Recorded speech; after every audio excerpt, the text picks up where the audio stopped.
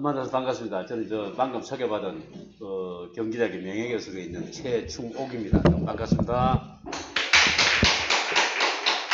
오늘 뭐 소개는 이렇게 했습니다. 오늘 다문화 평화연합 오늘 종합복지센터에 제가 와서 이렇게 주제를 글로벌 시대에 소위 말해 글로벌 이주 시대에 교육정책 파라다임 죄송합니다. 저는 교육정책 전문가입니다. 그래서 교육정책에 관한 저는 가정정책에 관해서는 가정정책에는 국가가 개입하는 데 한계가 있는 일이고 아무튼 교육정책과 관련해서 오늘 말씀드리고 오랫동안 이 다문화 교육에 관련한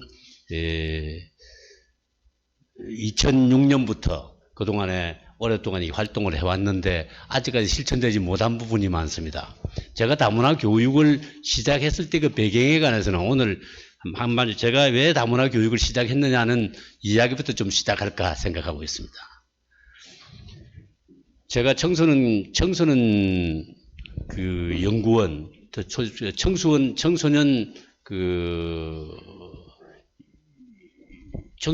그러니까 청소년 요즘 수련시설이 많지 않습니까? 640개 만들 때 제가 청소년 개발원장을 할 때 청소년은 수련시설들이 640개 정도에 만들어졌었는데 그 수련시설에다가 다문화 가정 및 다문화 자녀들이 어려움이 많다고 해서 그분들에게 좀 이유를 듣기 위해서 다문화 교육을 실시한다고 하면 모인 적이 있습니다. 2006년에 모여서 그분들을 교육한다고 한창 했더니만 이게 끝나고 나서 그 다문화 어머님이 했던 이야기가 다문화 어머님하고 자녀가 했던 이야기가 너무 좀 충격적이었습니다. 왜 우리한테 다문화 교육을 하려고 하시오? 우리는 다문화 교육의 대상이 아닙니다. 우리는 다문화 교육을 받을 대상도 아니고 우리가 다문화인이 여기 한국에 와서 살기 위해서 한국어도 배우고 한국 문화도 익히고 한국의 역사도 알고 여러 가지 노력하고 있는데 우리는 열심히 노력해본들 뭐합니까? 우리를 왜 교육하려고 하시오? 우리를 호내린이라고도 말하고 우리를 자꾸만 배타적으로 소위 말해 배타로 또 이렇게 하는 처지 내에서 우리를 교육하지 말고 한국인들 교육 좀 해주세요. 내가 아무리 열심히 해본들 내 친구가 나를 이해해주지 못하고 바로 내 이웃이 이해해주지 못하고 경찰관에 가면 경찰서 사법기관에 가면 경찰관도 이해를 못하고 이러니 그 사람들 제발 좀 교육 특히 학교에 갔을 때 차별받지 않게끔 교사들 교육 좀 해주시고 이게 뼈 아픈 이야기였습니다. 이게 다문화 교육이 내가 대상을 잘못 정했구나 이거. 이 사람들은 근본적으로 필요로 한 것에 대해서 뼈빠지게 노력하고 있지만 노력해본들 뭐 하느냐에 대해서 저는 진짜 충격을 받았습니다. 그래서 이게 이래서는 안 되겠구나 이런 생각으로 일반 다문화 사람들의 인식을 높이고 하는 것이 궁극적인 다문화 교육의 본질이구나 그때 느꼈습니다. 그래서 제가 반성문을 쓰고 소위 말해서 한국 YMCA에 가서 우리 한국인의 인식도 수준을 좀 높여야 되겠다. 이제 한 단계 높은 수준에 좀 이제는 먹고 살만 해주고 하니까 어느 정도 선진국하면 선진국에 있는 소위 말해서 품위 격조 높은 한국인이 되기 위해서는 다른 것에 다르다는 게 나쁜 건 아니잖아요. 그 사람들을 좀 수용하고 그들과 같이 더불어 사는 기본적인 배려와 인정과 배려해주는 그런 것이 필요하지 않느냐. 그래서 그 일이 2006년도에 제가 YMCA 그거 하고 그래서 다문화 교육센터를 제가 처음 만들어서 소위 말해서 경기도 전체에 경기도가 가장 다문화 학생들이 많았기 때문에 안산하고 그때 가평 지역 이런 지역이 많았기 때문에 그래서 이 일을 시작하게 된 겁니다.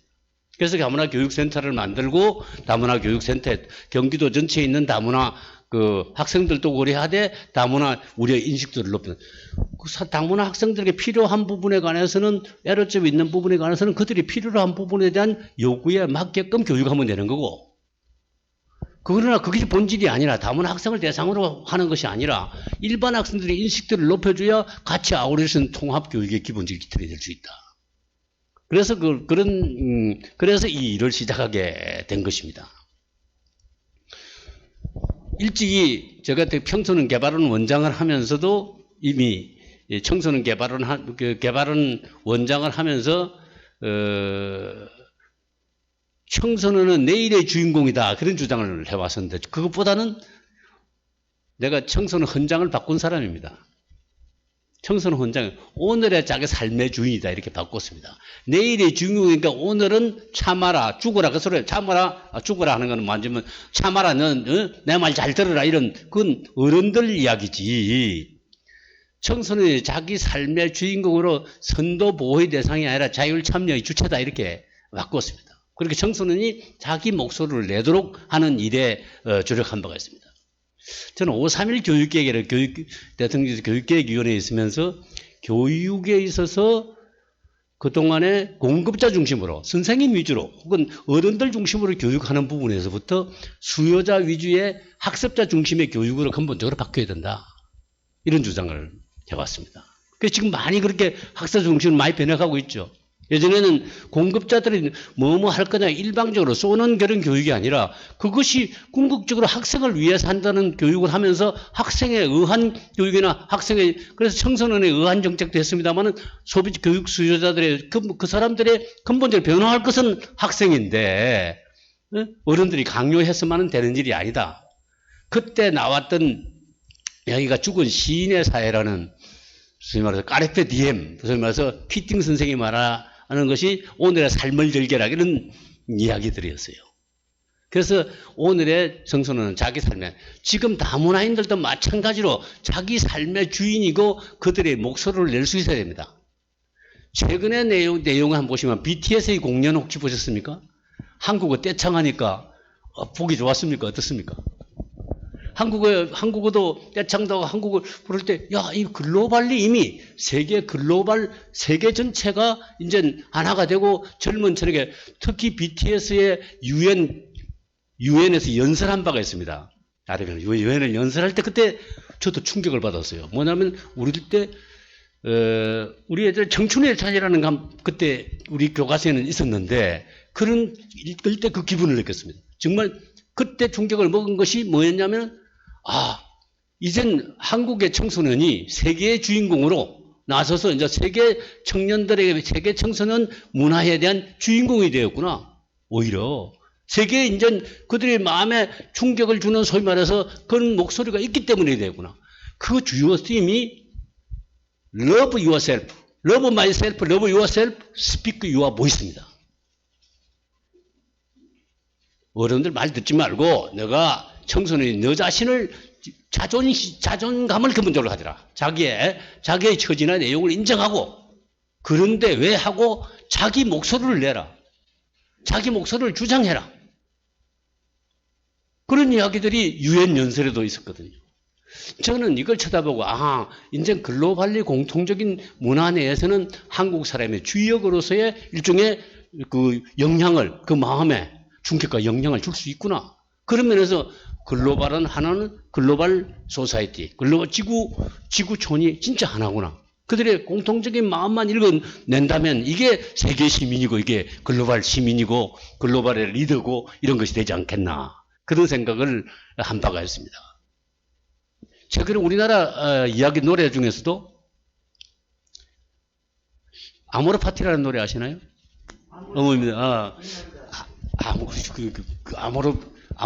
아모르 파티가 아니고 원래 페이트 그러니까 자기 운명을 사랑해라. 자기 운명에 내가 처지가 그런 거를 어쩌란 말이고 자기 처지를 인정하고 그런데 내가 못할 이야기가 뭐냐?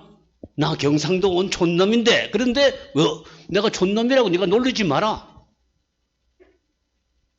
촌놈들은 좀 내가 그렇다고 내가 사람으로서 인간으로서 못할 이야기가 없고 이렇게 됐냐? 내가 서울대학을 처음 갔을 때 너는 촌놈 아니냐? 너는 형편은 넌 사범대학 아니냐? 그렇게 해서 제가 한 이야기가 있습니다. 너는 시골 촌놈이니까 촌사람 하니까. 그래서 제 생각에는 뭐냐면 한 번 듣고 두 번 듣고는 뭐 참을 수가 있었는데 세 번, 네 번, 다섯 번 들으니까 못 참겠습니다. 그 마음에 분노가 일어나서. 그래서 그래 나 촌놈인데도 이만큼 열심히 노력해서 이 대학에 들어왔는데 니는 그동안 도시에서 열심히 했다고 하는 놈이 그래 와가지고 니도 들어온 거 아니냐. 촌 사람이 열심히 와서 들어왔으면 같은 거지. 네가 무슨 소리 하고 있냐. 야, 여기도 살고 있는데 무슨 소리냐. 내가 여기에, 그리고 내가 사범대학이라서 니가 깔보고 무시하고 그러는데, 내가 사범대학에 있으니까 이 대학교가 막 종합대학이 되지. 내가 없으면 네가 뭐 어떻게 폼 재고 다니겠냐. 에? 법대 나가서 뭐 권력을 가지겠다 하면 상대를 가서 돈을 벌이겠다 다른 거에 가서 지도자가 되겠다 하는데 너 교육이 중요하다면 뛰어들 용기도 없는 사람들이 뭐냐? 무슨 소리 하고 있냐? 내가 있으니까 이게 종합대학이 되고 내가 있으니까 네가 폼 재는 거야. 같이 살아갈 수 있는. 나는 촌놈이 이만큼 왔으니까 촌놈은 앞으로 발전 가능성이 더 있어. 넌 도시놈들 그 좋은 환경에 이렇게 왔는데 했으면 더 발전 가능성이 없어. 내가 훨씬 발전 가능성이 있지. 무슨 소리냐? 그렇게 했더니 인정받아서 그게 먹혀 들어갑니다. 처음에는 그냥 목소리만 냈는데 나중에 먹혀 들어가더라고. 그래서 했던 거 마찬가지로 우리는 다 이방인일 수도 있고 외지에서 올 수도 있습니다. 지금 탈북자의 경우도 있고 다른 것도 있습니다. 난 너 부산에서 왔냐, 광주에서 왔냐, 소위 말해서 그쪽에 그게 청진에서 왔냐가 큰 문제 안 되는. 나 일본에서 왔냐, 어디서 왔냐, 그래 거기서 살았다. 그런데 왜? 내 어머니가 뭐라는 이유로 내가 받아야 될 이유. 어머니는 어머니고 나는 나야. 이거에 대한 자존심 부분에 관한 키워주는 것이 자녀 교육입니다. 저는 그런 생각을 가지고 있습니다. 그래서, 그런 생각을 가지고 오늘, 이제 글로벌 이주 시대에 내가 이런 말을 썼습니다. 초국적 이주 시대라고도 합니다만은 국적이 넘어서서 사람이 이동하는 시대로 바뀌었다. 그런 이야기지 않습니까? 초국적 이주 소위 말해서 이제는 국가를 넘어서서 사람이 마음대로 이동하는 시기가 왔는데 예전에는 물자나 돈이 이동하는 시대, 그런 때가 있었어요. 무역을 하거나 그동안에 자본의 돈이 오거나 이런 시대가 아니라 이제 사람이 직접 자유로운 여행도 하고 움직여지는 어디가 좋더라고 하면 움직이는 시대로 바뀌었는데 우리는 그동안에 다문화 이렇게 이야기하면 외국에서 한국에 들어온 사람만 이야기하잖아요. 들어온 사람은 250만 정도밖에 안 돼요. 우리가 그럼 한국 사람이 외국에 나가 있는 데는 얼마나 될까요? 몇 명이나 얼마나 나가 있을까요? 749만, 750만 정도가 외국에 나가 있습니다. 181개국, 180여 개국에 나가 있습니다.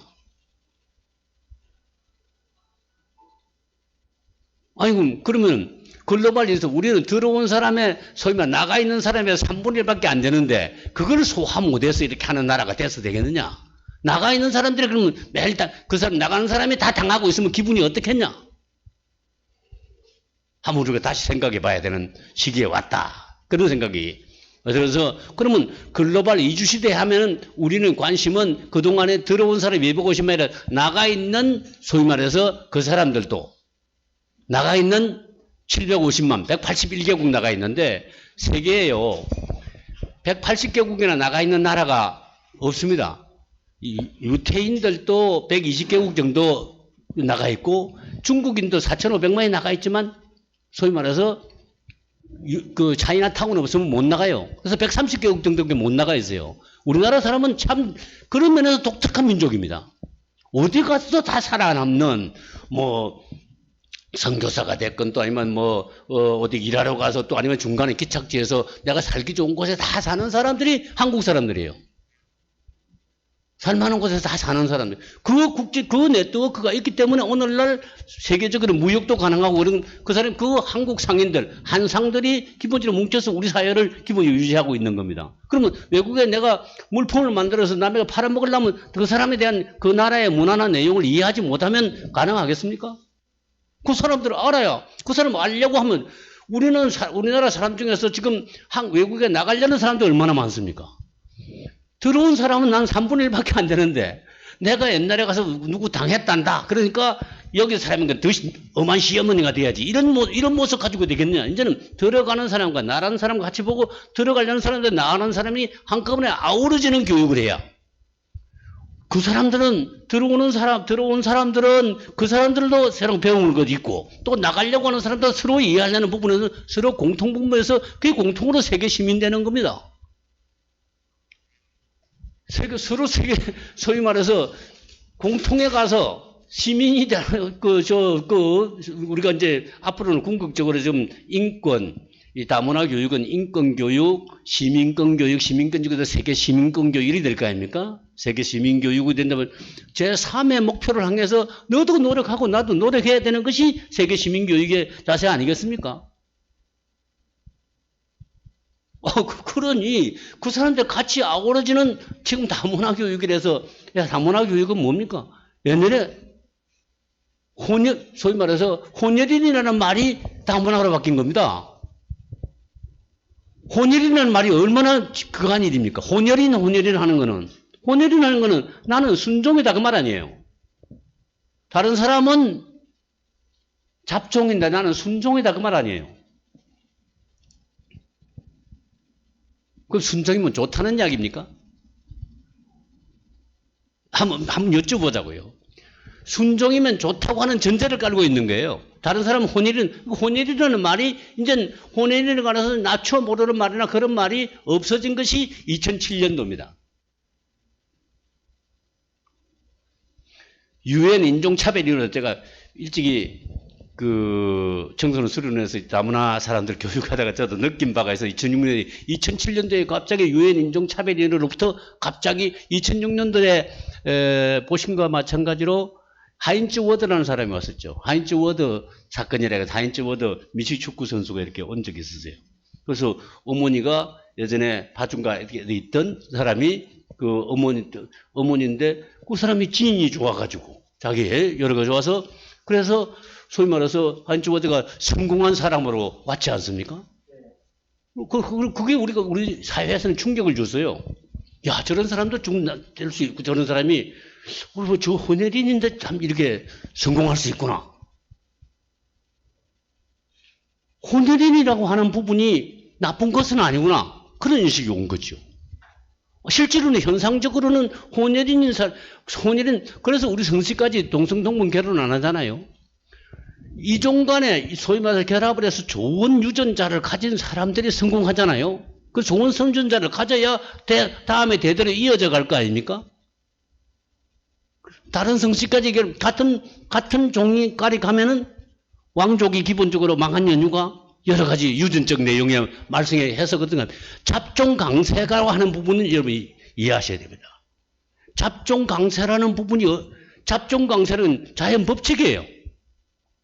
오히려 좋은 유전자를 하기 위한 이종 간의 결합을 해야 새로운 발전이나 앞으로 대를 이어갈 수 있는 겁니다. 동종 간에 하면 결국 망하는 겁니다. 그래서 이종 간에서 좋은 유전자가 그 우성의 유전자를 계속 유지해 가야만이 기본적으로 생존하는데도 기본적인 우리 민족이 살아가는데도 이종 간의 결합이나 내용을 그동안 살아왔어요. 잘 열심히 살아왔는데 일제강점기가 오면서 민족이라는 게 1905년에서 10년 사이에 민족이라는 개념이 등장합니다. 민족이라는 개념의 독립에서 민족의 소위 말해서 외국에 우리가 침탈당했으니까 그걸 막기 위해서 공통적으로 우리는 서로 다 다르지만 그래도 한꺼번에 뭉쳐서 이렇게 소위 말해서 저항하자. 그래서 저항민족주의적 성격으로 본래 민족주의가 나타난 겁니다. 그때 뭐 민족자결주의도 나가고 다른 나라에 있었습니다. 그런데 그게 같은 그 범위 내에서 민족이라는 개념이 나타나서 앞으로 남북 통일을 위하는데도 주요한 민족 개념. 저는 민족주의자입니다. 그러나 닫힌 민족주의가 좀 열린 민족주의 해야 되겠다. 닫혀 있는 그런 개념이 아니라 그 다음에 민족의 자존심은 필요하지만 남한테 나는 우월하다. 단일 민족이니까 우월하다. 나의 민족이 우월하다. 이렇게만 주장하는 거는 그거는 나치나 하던 방법이죠. 그런 방식으로 가서는 안 된다. 단일 민족이 되고 단적 민족에 대한 자존심은 필요하지만 우월성까지 주장하는 거는 이건 우리는 세계를 지배한 여러 가지 세계 민족 중에서 다민족 국가나 내용을 가졌던 나라들이 세계사의 로마 제국이든 다른 여기는 지금 다른 나라들도 그래서 성공한 경우지 오히려 단일 민족 해가지고 성공해서 세계적으로 그거 한 경우가 있습니까? 그러니까 이건 자연법칙, 혼혈인이라는 용어에 관해서 기본적으로 혼혈인이 다문화인으로 바뀌게 된 겁니다. 교과서 내용도 바뀌고, 그래서 유엔 인종차별으로부터 우리나라에 권고를 와서, 자, 교과서를 바꿔라. 그 다음에 경찰관도 교육해라. 교사 교육을 해라. 경찰관도 교육해라. 법률가에 해당되는 사람들 다 교육해라. 그들과 접촉하는 한국인들에 대한 인식을 바꾸는 것이 다문화 교육임을 그때 명시돼서 나왔던 것입니다. 그런 의미에서의 이제 글로벌 이주 세대에 인연 나가는 사람하고 들어오는 사람도 포함하고 다문화 교육 정책이 기본적으로 앞으로 가야 되겠다. 이걸 뭐로 바꾸는 거죠? 이게 넘어가지를 않아 가지고. 네, 이 말로만 하려니까. 이거 누가, 이거 가지고? 이건 아까 조금 전에 이야기했더니 이제 이게 앞으로 이제 그 BTS가 말할 때, Love myself, love yourself, speak your voice. 이제는 다문화인들도 자기 목소리를 낼 때가 됐다. 지금 특히 일본에 관계돼서 온 초창기 이주민들은 이제 정착 단계에 넘어서서 이제 아예 사회에 살아가는 통합의 주역으로서의 자기 목소리를 내야 될 때다. 이렇게 볼 수 있습니다. 처음에 온 사람에게는 그걸 인정해주는, 인정과 배려해주는 게 필요하겠지만, 그러면 그 개개인들의 이주자들의 경우에는 자기 자존감도 가지고, 자기 내 운명이 그런 거를, 그런데 여기 살게 되는 거를, 그러면 내가 여기 살 때 내 이웃에 그들이 산다 할 때 그들과 더불어 사는 기본적으로 지혜가 필요한 거지. 어찌됐건 저출산 고령화 사회에서 그들이 같이 올 수밖에 없는, 이미 우리 사회에 세계 속의 한국이 아니라 한국 속에 이미 세계가 다 들어와 있는데 그걸 모르고 앉았다. 그렇게 볼 수 있습니다. 아무튼 글로벌 이주라는 개념 속에는 글로벌 이주라는 속에는 세계화 정부화가 되면서 급속한 국가 간의 물자나 물자나 이런 것이 물자나 돈이 움직이던 시대가 아니라 사람이 움직이는 시대를, 노동력 및 사람이 움직이는 시대로 바뀌었다. 그래서 그렇게 되니까 특히 정보통신기술이 발달해서 SNS가 발달하게 되니까 요즘 예전에는 소위 말해서 정착하면서 처음에는 정체성을 습득하기 위해서 그 나라에 미국의 이민관들 생각해 보면 됩니다. 처음에는 이세가 미국 사람 되라 이렇게 했다가 나중에 보니까 다시 한국 와서 도로 살고 이러죠. 지금. 그러니까 그렇게 보시면, 그러나 SNS 등 정보통신이 발달하게 되니까 어떻게 되냐면 이제 미국에 가 있어도 계속 이렇게 영상으로도 직접 보잖아요. 대면에서 보고. 그렇게 하니까 이제는 정보통신의 발달로 인해 가지고 예전에는 소위 말해서 사회관계 및 글로벌 이주가 저기 가 있어도 우리는 90일간 무조건 또 이행할 수 있게끔 되었잖아요. 소위 말해서 그 차이에 왔지만 이 글로벌 이주가 가능한 시대가 지금 됐을 뿐만 아니라 정주점의 정체성 협정에다가 모국에 빼놓고 이렇게 하다가 이제는 이중 정체성, 그러니까 모국의 정체성도 가지고 이제 소위 말해서 그 나라 사람도 되고는 그 사람들 만나면은 그렇게 소위 말해서 행동하고 이쪽 사람들 만나면 이렇게 행동하는 그런 이중 정체성, 다중 정체성이 나타난 거죠. 그걸 우리가 초국가 정체성, 다문화 정체성 이렇게 말할 수 있습니다. 그러니까 우리가 아버지 할 때 이야기하는 방식, 아버지 할 때 애들이 더 잘 알잖아요. 아버지 할 때가 이야기하는 방식하고 엄마 할 때 이해하면서 하는 방식이 서로 다른 바와 마찬가지로, 그 다음에 다른 사람한테 이야기할 때는 어떻게 하는가 하듯이 그 사람에게는 여러 가지 다문화적 정체성을 가지게 되는 거예요. 한계가 정체성이 한계다 이렇게 말할 수는 없다 이겁니다. 그러니까 그 나라의 사람이면서도 이 나라 쪽에 있으면서도 다른 나라에 그렇게 다중 정체성을 가지는 것이 맞는 일이죠. 그래야 글로벌 사회에 살아갈 수 있는 기본적인 그 사람의 기본적인 정체성이 가지게 되지 않느냐. 그래서 그 나라에 맞게끔 자기를 재구축하는 자기 소위 말해서 주도적 그런 정체성이 형성되는 것이죠. 그래서 이런 정체성 글로벌 이주라는 그런 컨셉으로 봤을 때, 이 내용으로 봤을 때, 그러니까 다른 사람이 다른 나라에서 왔다 해서 니는 그거 버리고 우리나라 사람 되라 이렇게 말하는 것도 잘못됐다는 이야기죠. 그 사람은 당연히 두 개 다 가지고 있는 거예요. 우리나라 사람한테 우리 사람 행동하고 그 사람 말대로 그 사람 해. 그거 인정하는 거죠. 그런데 글로벌 앞으로 이주돼도 뭐,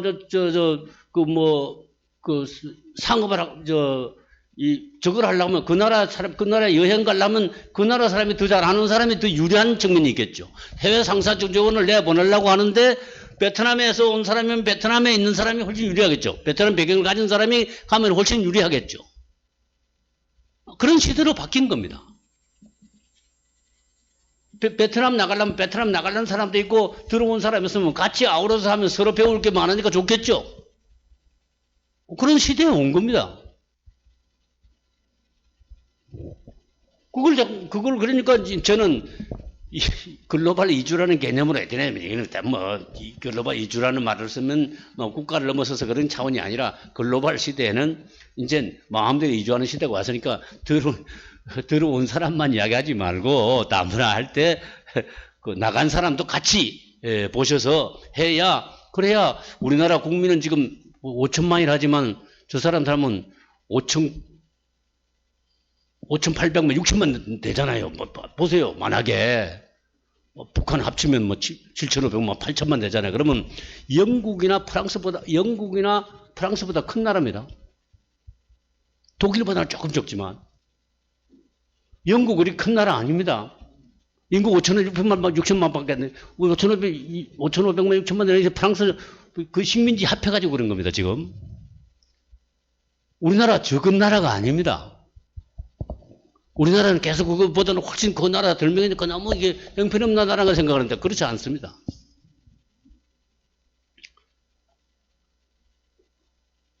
글로벌 이주의 결과를 외국인의 지금 300만 예측하고 있거든요. 지금 현재 2,500만 좀 되는데, 그리고 재외 동포도 지금 2017년, 2019년에는 749만, 750만이 돼 있는 거지고요. 이주한 변화를 보면은 국내 우리가 예전에는 나가는 사람이 연해주 위시에서 그 하와이, 일본, 중국 많이 나가 있었잖아요. 해방 이후에 나가는 이주가 이제 대부분을 차지하고 하다가 예전에 독일 간호사도 나가 있었죠. 그 다음에 남미에 농업 이민도 갔었죠. 각각의 또 중동에 가서 일도 했죠. 베트남에 파병도 됐었죠. 그런 시대가 있었지 않았습니까? 그리고 거기에서 돈을 많이 벌어왔죠. 그죠?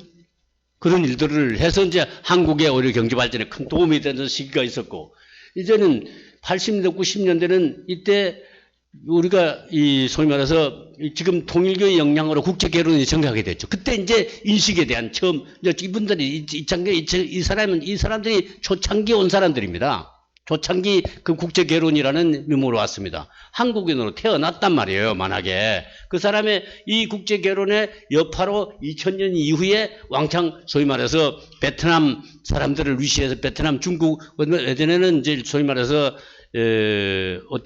우리나라에 들어온 사람들이 해외에 나가 있던 연해주나 내용에 나가 있던 연변 사람들이 많이 왔다고 그랬잖아요. 그 사람들은 근데 여기에서 이제 다문화 교육 쪽이나 다문화 쪽에 하는 사람들이 용어를 바꿔야 되는 부분. 아까 호내린이라는 말을 요즘 안 쓰죠. 그죠? 요즘에 쓰는 용어 중에 두 개 바꿔야 되는 게 있습니다. 고려인족, 그 다음에 조선족 하는 말을 좀 바꿔야 돼요. 고려인, 조선족 하는 말은, 그거는요, 왜 우리는 일본에 사는 사람은 제일교포라고 그러고, 미국에 사는 사람은 재미동포라고 하죠? 왜, 재미동포, 제일교포, 이렇게 말하면서, 어째서 중국에 사는 사람은 조선족이죠? 왜, 러시아에서나 우즈베키스탄에 온 사람들은 고려인이죠? 고려인이나 조선족이다 불렀던 거는 중국 정부가 불렀던 내용 아닙니까? 중국 정부가 조선족 자치주를 주기 위해서 전부 1955년도에 전부 한국 소위 말해서 국적을 바꿔라. 그래서 국적을 바꿔놓고 조선족 자치주라고 해준 거 아닙니까? 그 사람이 불렀던 용어이지. 우리가 그렇게 그 사람들은 그렇게 난 조선족이다 말할지 모르지. 우리가 부를 때는 제중동포죠. 제중교포고. 그렇지 않나요? 왜 이중적인 차별, 누구는 잘 사는 나라는 이렇게 높게 부르고 밑에 못 사는 사람은 이렇게 형편없이 불렀냐 이 말이에요. 우리의 또 러시아에 있던 사람들이 이렇게 왔는데 그 사람들을 소련 정부에서는 고려인이라고 말했겠죠. 그러나 우리가 고려인 부르면 안 돼요. 그 사람이 나는 고려인이다 이렇게 말하는 거는 소련의 입장에서의 고려인이라고 말하는 거지. 그 사람이 소련 동포잖아요. 특히 우즈벡 키르기스탄 많이 갔는데 우즈벡 사람들이 왔을 때 제 우즈벡 동포죠. 제 우즈벡 동포 아니에요. 만약에 제일 한국인 하듯이 그렇잖아요. 그 용어부터 달라져야 됩니다. 큰일 날 일. 그래서 교과서 중에 몽고가 몽골로 바뀐 줄 아십니까? 몽고로 바뀌었다. 2007년도에. 몽고로 바뀌었어요. 왜 그럴까요? 몽골이라는, 저 나라는 몽골인데 왜 몽고라고 하면 몽고라는 용어는 중국 정부가 목매하고 고루하고 형편없는 나라다. 이렇게 해서 중국이 부르는 소리를 왜 한국 사람도 똑같이 몽고라고 부르셔? 우리는 몽골인데 그 사람이 몽골이라고 소위 말해서 몽골이라고 불러달라는데 왜 자꾸만 몽고 하느냐 이거예요. 내 학생 중에 몽골 학생이 있었어요. 한국 교과서를 쳐다보니까 왜 한국 교과서에는 우리 몽골인데 왜 몽고라고 자꾸만 부르죠? 중국 사람이 우리는 기분 나빠 죽겠는데 몽골 학생하고 소위 말해서 중국 학생 같이 두면 안 됩니다. 간혹 싸움 납니다. 한일 관계보다 더해요. 저거들이 몽골 침략을 받아들여서 몽골을 가서 철저하게 지배했기 때문에 두 번이나 지배했기 때문에 징기스칸 묘지도 아무것도 없잖아요. 그런 식으로 해놓고 그래 우리는 또 저쪽 소위 말해서 몽골에 외몽골은 지금 독립을 했지만 러시아 쪽 같은 그러나 내몽골은 아직 중국이 지배하고 있는 처지니까 그 사람은 몽골인이라고 그래요.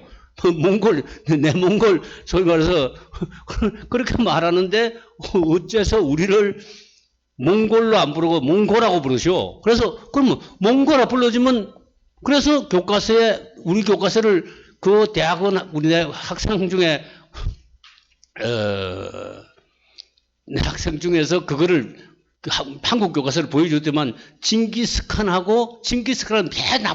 무조건 나쁜 사람으로 되어 있고 이쪽에 몽고라고 부르는 틀이다. 그래서 몽고라는 말이 몽골로 바뀌었습니다. 몽골이라 불러주니까 꽃이라고 불러주니까 내게 다 왔다는 거 아닙니까? 내가 그렇게 몰바라 불러줄 때 김춘수의 시에도 그렇게 돼 있죠. 내가 꽃으로 아무것도 우리가 안 보는 거예요. 내가 꽃이라 불러줄 때 그게 내가 다가오는 거와 마찬가지로 이와 같은 관계가 소위 말해서 몽골로 바뀐 연유입니다. 징기스칸은 저쪽에서 봤을 때는 영웅이죠. 이쪽에 한국에서 봤을 때는 우리가 침략해서 이렇게 우리로 다르게 해온 그런 너무 침략으로 인식될 수 있겠죠. 자, 일본인 학생들이 있을 때 안중근을 어떻게 가르쳐야 될까요? 같이 앉아있단 말이에요. 이게 이제 그동안 안중근은 위대한 우리나라 우리나라의 독립운동에 이토 히로부미를 망고 역적에 이런 걸로 해왔다. 그렇게 가르치죠. 그렇게 하면 그걸 받은 학생들은 어떡해요? 밖에 나가서 뭐라고 할까요? 야, 너는 일본 그러니까 빨리 돌아가라. 독도는 우리 땅도 마찬가지예요. 그때는 그렇게 가르칠 때는 그렇게 이제 가르치는 부분에서 어떻게 바꾸자고 교육이 바뀌어야 되느냐 하면은 자, 또 여기 보면은 일본에서 봤을 때는 영웅이고 일본에서 볼 때는 이쪽은 테러리스트다. 그렇지만 우리 민족의 이쪽의 민족의 입장에 봤을 때는 우리는 민족의 영웅이고 이런 사람이야. 얼마나 위대한 조임에서 독립운동에 얼마나 주요한 일을 했냐. 이렇게 가르쳐야 맞지. 교과서 중에 이런 것도 이미 혹시 교과서 배울 때 뭘 배우셨는가? 내가 교과서 배울 때 예전에 미국의 콜럼버스가 신대륙을 발견했다 이렇게 배웠죠. 자, 서부 개척사라는 게 배웠죠. 요즘 교과서 싹 없어졌습니다. 어떻게 바뀌었는지 혹시 좀 이렇게 바뀌었습니다. 미국 교과서에도 예전에 콜럼버스가 큰 신대륙을 발견한 것이 아니고 신대륙이라고 생각하고 도착했다. 그때 아라바카 쪽에 이미 살고 있었다. 그들하고 뭘 바꿔먹기 위해서 노력했으니까 그 원주민이 살고 있었는데 거기 도착했을 뿐이다. 이렇게 가르쳐요. 신대륙인 줄 알고 이렇게 왔다. 자, 서부 개척사 이런 건 어떻게 이런 바뀌었는지 아시면 서부 개척사면 누가 개척한 겁니까? 백인의 역사죠. 백인의 입장에서 봤을 때 서부 개척사인 겁니다. 그죠? 서부 개척사가 뭐로 바뀌었을까요? 서부 개척이 아니고 서부의 진출과 저항 이렇게 되어 있습니다. 저항이 들어오면 뭐가 들어오죠? 인디안의 투쟁사가 들어오죠. 인디안이 처절하게 투쟁하고 그걸 막기 위해서 노력한 그런 과정들이 인디안의 역사도 미국의 역사죠. 백인의 역사도 미국의 역사죠. 진출과 저항해야 양쪽이 다 들어와야 그게 올바르게 볼 수 있는 역사죠. 백인의 역사만 역사라 할 수가 없단 말이에요, 만약에. 우리는 한쪽만의 시각을 가지고 이쪽만 옳고 저쪽은 나쁘다 이런 식으로 하는 것이 바른 길이겠는가 하는 부분을 말해주는 거예요. 이제는 우리 시각뿐만 아니라 다른 사람의 시각도 포함해야 진짜 글로벌 시민이다 이렇게 말할 수 있습니다. 아무튼 국내 체류와 지금 250만 정체에 되어 있을 뿐만 아니라 이것은 약 70만 70억 인구 중에서 약 5%가 이동하면 그 다문화 국가로 5%를 이동하면 5% 이상 되면 다문화 국가로 분류가 돼요. 우리나라도 다문화 국가로 이미 분류된 나라입니다. 알게 모르게 이미 다문화 국가로 공통 세계 평균 수준이 전체적인 60억 70억 인구 중에서 3억 정도가 움직이니까 이미 세계 수준을 우리나라 넘어선 거예요. 그러니까 그리고 그 사람들이 오면서 많이 밀집 지역들이 많이 나타났죠. 안산에 국경 없는 마을, 서울 대림역, 동대문, 가평은 성지잖아요. 어떤 면에서. 그러니까 경기도에서는 경기도에는 처음에는 일본의 자녀들이 많았어요. 그다음에 안산에 또 중국계 및 여러 가지 나라 사람들이 많았어요. 그래서 제가 처음으로 2006년도에 내가 소위 말해서 다문화 교육을 하겠다고 해서 맨 처음에 한 일이 외국인 근로자 특별학급이라는 걸 만들었습니다. 외국인 근로자 특별학급을. 예전에 그러면 외국인 특허 하는데 그게 뭐였냐? 외국인 특별학급이라고 하는 것이 그 사람들은 한국어도 잘 안 되고 하는 사람들 그 사람들에 대해 교육할 수 있는 방법이 없었어요. 그 사람들을 좀 해서 교육할 수 있는 반을 구성해 주려는데 이걸 할 수 없다는 겁니다. 자꾸만. 그러니까 특수교육이라는 게 있지 않나? 특수교육에 여러 가지 장애인들도 기본적으로 그걸 하는데 저 장애의 인권선언도 한 사람입니다. 장애인 소수자 문제.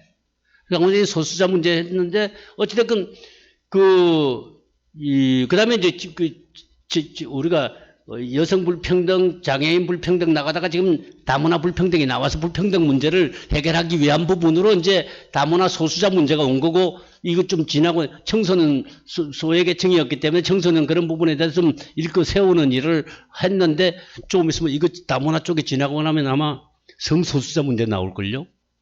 성소수자. 우리나라가 민주공화국이 되려고 하면은 소수자들도 인권과 시민권과 그들이 노동권이 배려되는 그런 것이 돼야 우리나라가 민주공화국이 공화국이라는 건 잘 사는 사람들 공화국만 말하는 게 아니거든요.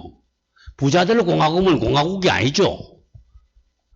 그래서 어쨌든 지금 가평하고 안산하고 가평에 특별학급을 만들어준 사람입니다. 그 사람들을 위한 특별학급을 만들어줘서 그 연구학교가 됐죠. 연구를 다문화 사람들이 와 있는 아고리에 있을 때 어떤 교육이 되느냐. 그래서 가평에는 이미 소위 말해서 일본계 사람들이 점령하고 있었고 그 실제로는 학부모회에서 파워가 굉장히 셌어요. 그래서 가평의 미원초등학교, 그다음에 안산에 있는 원곡초등학교, 원곡초등학교, 원일초등학교 등을 특별학급을 만들어서 특수교육의 일환으로 만들었던 겁니다. 근데 특수교육의 일환으로 만들어서 이제 이 특수교육을 일환으로 만들었지만 그 행정하는 사람이 이게 처음에는 법령에 근거가 없어서 안 되겠다. 그러면 하지 말라는 근거도 있더냐 그러면 물어봤어요. 하지 말라는 법칙은 없다 이거야. 법령은 그렇게 있으면 뭐뭐 할 수 있다가 되는 것만 행정하는 사람은 할 수가 있지만 그 법령에 없다고 해서 그럼 하지 말라는 법은 있더냐 물어봤더니 그건 없대요. 하지 말라는 거 없으면 하면 돼. 그래서 실제 시작했더니만 교육선생님, 그런 지역은 이렇게 다문화 특별학급을 만들어서 하면 되는구나. 그래서 할 수 없이 교육부가 채택해 가서 그걸 확산됐죠, 전국으로. 다문화 특별학급이 그래서 나타난 겁니다.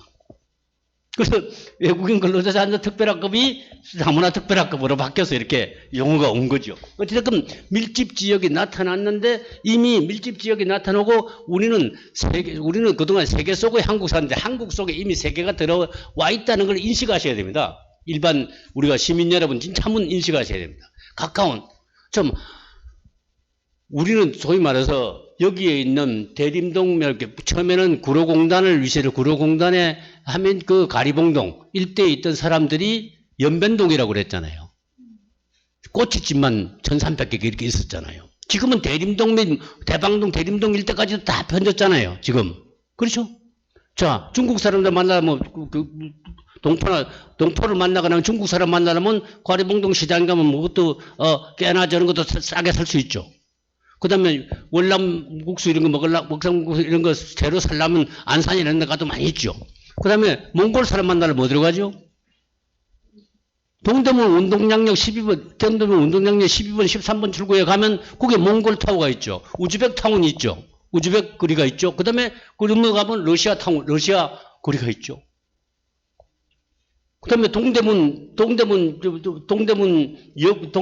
근처 하면은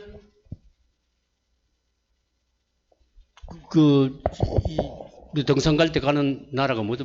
네팔 사람들 그 사람들이 예전에 시골에 소위 말해서 옷 사고 뭐 하기 위해서 하루 쭉 이틀 머물고 하던 곳이 값이 싼 곳이 거기였기 때문에 그게 다 정착돼서 그 사람들 다 있죠. 필리핀 사람들 만나려면 필리핀에 가기 전에 만약에 내가 우즈벡을 가고 싶다면 여기 있는 우즈벡 사마르칸트 식당에 가서 밥 먹으면서 우즈벡은 어떠냐, 생활은 어떻고, 문화는 어떻고, 뭐 한지 여기서 다 배울 수 있어요. 몽골 오려면 몽골 타고 가서 어떤 물건을 사야 되고 어떤 걸 그 사람들이 뭘 좋아하는가 하는 거는 여기 가져가는 것이 제일 많이 좋아하는 걸 건 아니에요. 그런 것들도 다 볼 수 있어요. 필리핀 사람들을 만나려면 어디로 가죠? 해화동 언제? 일요일 날 2시부터 5시 사이에. 그렇죠. 그거 가면 만나보고 온갖 것 그때 생필품이 뭔지도 다 알 수 있고 다 살 수 있죠. 이미 우리 세상 속 우리 세계 속에 다 들어와 있어요. 일하는 것도 마찬가지. 지금 대체로 베트남에 저런 사람들이 농어촌 지역에는 그 사람들이 지배하고 있죠. 어촌이나 내용에 있으니까. 또 요즘 태국 사람들을 위해서 그런 거 있죠. 그 다음에 요즘 이삿짐 센터에 부탁하면 이삿짐 센터 이삿짐 센터는 몽골 사람들이 또 대체로 줄을 형성하고 있죠. 옛날에 한국 사람들이 왜 세탁소하고 뭐 이런 거 하듯이 마찬가지예요. 어느 쪽에 그 사람들은 건강해서 그거 잘해요. 베트남 사람들도 일도 잘해요. 왜냐면 그 가구 공장 이런 정도가 아니에요. 그 사람들도 가 있죠. 그럼 어느 나라 사람만 우리 한국 속에 이미 세계가 다 나와요. 여러분 혹시 이태원 가보셨나요? 최근에? 이태원은 어떻게 거리로 바뀌었습니까? 이태원은 어떻게 바뀌었죠?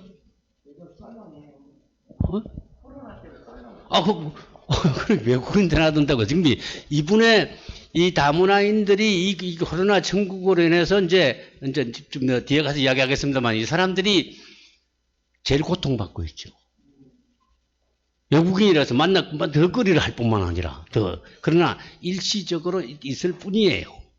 일시적으로 그런 주춤하는 현상이 있을 뿐이지 이것이 흐름은 막지는 못할 겁니다. 이태원은 이미 이슬람 성전이 거기 있죠. 이슬람 성전이 중앙 성전이 바로 거기 있잖아요. 터키 사람, 나이지리아, 소위 말해서 세계 이슬람 인구가 13억, 14억 대요. 그 사람들 중에서 여기에 와 있는 나라가 여기에 와 있고 그게 밀집 지역이 됐죠. 거기 가면 액세서리 싸게 살 수 있죠. 액세서리나 이런 거 살 때 거기 가면 굉장히 싼 가격으로 그 앞에만 보이는 게 아니라 지하 이렇게 그 한가에 들어가면 액세서리 이런 거 싸게 살 수 있습니다. 그거 있죠. 그러니까 음식을 먹으러 갈 때도 그렇게 하잖아요. 한번 생각해보면 우리 지금 생활 속에 모든 생활에 예전에 지금 우리가 뭐 식당에 일하는 사람들이 뭐 그 사람이었다 이런 차원이 넘어섰어요. 이미 그 돈 적게 주면 가지도 않아요.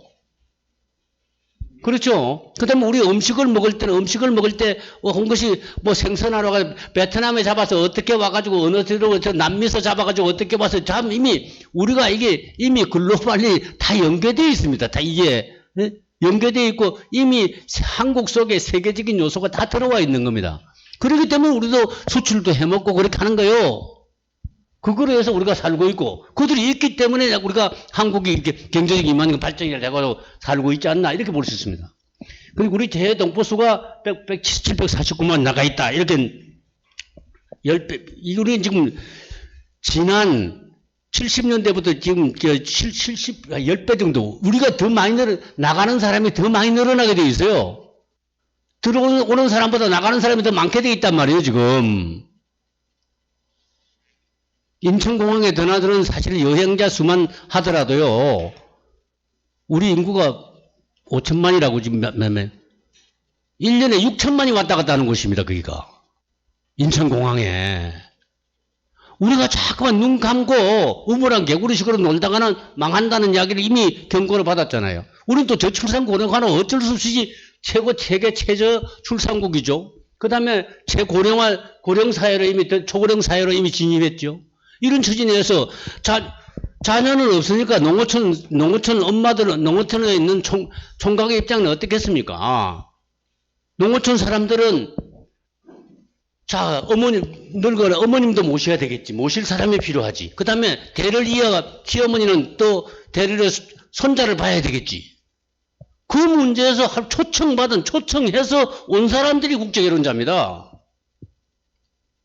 초청장 받고 온 사람이에요. 초대받지 않은 손님이 아니에요. 초대받아서 온 사람들이에요. 초대받은 사람은 다른 사람은 대접 잘해주는데 왜 다문화가 대접을 안 하죠?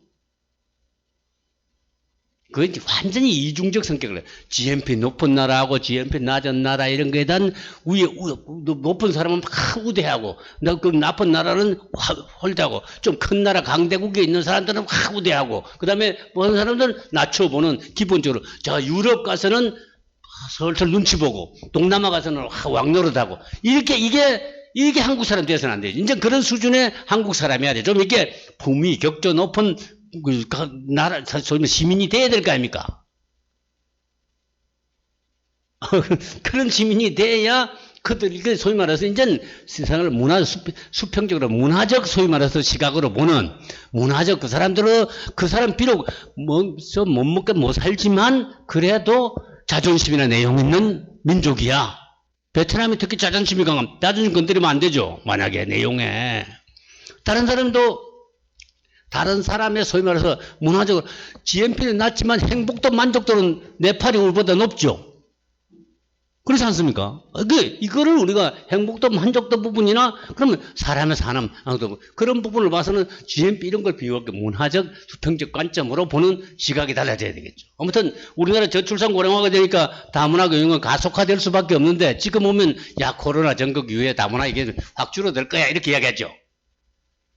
정말 그럴까요? 조금 있으면 이 코로나 전국이 어떻게 바뀌느냐 하면은 코로나에 백신이 나오거나 이렇게 해서 1년 내, 6개월 내지 1년 내에 백신이나 만약에 치료약이 나와가지고 이렇게 하면 성공적으로 이제 이걸 막아내면서 새로운 활기가 열리겠죠. 그게 안 됐을 때는 어떻게 할까요? 코로나하고 같이 사는 공생하는 관계로 바뀝니다. 같이 더불어 살아가는. 자, 우리도 감기 많이 알아봤어. 감기 중에서도 많이 죽는 관계는 아니야. 만약에. 그러면 배 치육에서 나이 많은 사람들 조금 피해가 있을지 모르지만, 우리가 코로나와 같이 살아가는 그런 사회로의 기본적인 전환이 있을 수밖에 없는 처지로 가는 겁니다. 그렇게 되면, 그 다음에 요즘에 사람의 이주를 막을 수 있을까요? 나라의 권한이 아무리 좀 세서 나라의 관리 능력이 있는데 하고 없는데 이번에 판명이 났잖아요. 뭐 진짜 소위 말해서 인정 못하던 나라들은 지금 여기 코로나 전국에 고통받고 있고 관리 능력 있는 나라는 그래도 이만큼 좀 그래도 어느 정도 통제가 되고 그랬죠. 지금 이번 내용에. 그런 소위 말해서 이제는 코로나 이후에 그들과 더불어 사는 기본적인 지혜를 발휘해서 가게 될 때 이제 사람의 이동하는 걸 막을 수 있느냐 없느냐. 사람이 이제는 돈이나 물건 사러 그거 아니라 이제 사람이 어디가 좋단다 그러면 몰려가는 우리 현재 90일간 그 비자 면제해서 자유롭게 갈 수 있죠. 미국이나 저런 하는 거 90일간 체류하죠. 90일간 잠깐 나갔다 들어가면 다시 또 90일 체류할 수 있죠. 사람들이 무조건 한 달간 살기 하는데 애로점이 없죠. 그래서 요즘 한 달 살기 나가는 거 아닙니까? 일반 시민들도 그렇죠. 한 달 살기 나가서 해도 뭐 그거에 없이 비자가 없이도 가서도 하지 않아요. 사람이 이동하는 거를 사람이 좋다고 하면 그쪽으로 나는 저 외국에 가서도 SNS로 한국하고 사소통해 가면서 할 수 있는데 뭐 때문에 그 사람은 그렇게 편하게 가려는 거를 나라가 막을 수 있겠습니까? 못 막죠.